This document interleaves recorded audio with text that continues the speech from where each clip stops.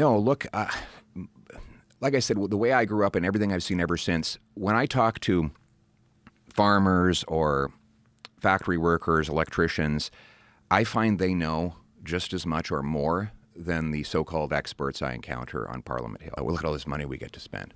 I'd walk around communities and I'd have like mechanics say, you know, we're going to have inflation.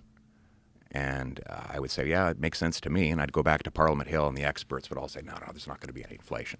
And sure enough, all that money filtered into the economy, bid up all the goods we buy, and everybody got smoked with higher prices.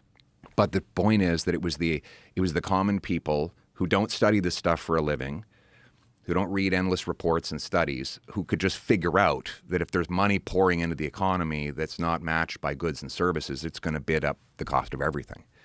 So that's my experience and my ideology is the common guy knows how to make his own decisions. We need to empower him to do that.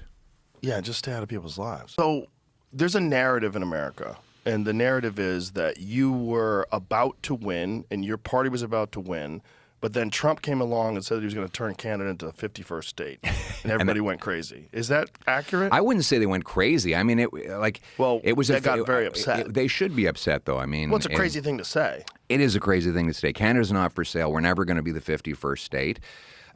We love Americans as neighbors and friends, but we want to be uniquely and we want to be sovereign as Canadians. It's our country. It's where we grow up. You're a patriot as an American. I'm a patriot as a Canadian. It's where my grandfather arrived. It's where our collective ancestors put on military uniforms and sailed to fight wars. It's where our grandkids are going to live. We're very proudly Canadian. So we're never going to be the 51st state.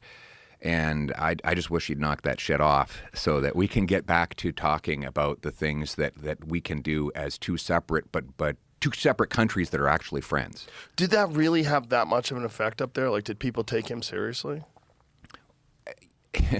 I think at first everyone thought it was a joke. Because we've always had these jokes like, one day we're going to take over Vermont and Detroit should be part of Canada and all that stuff.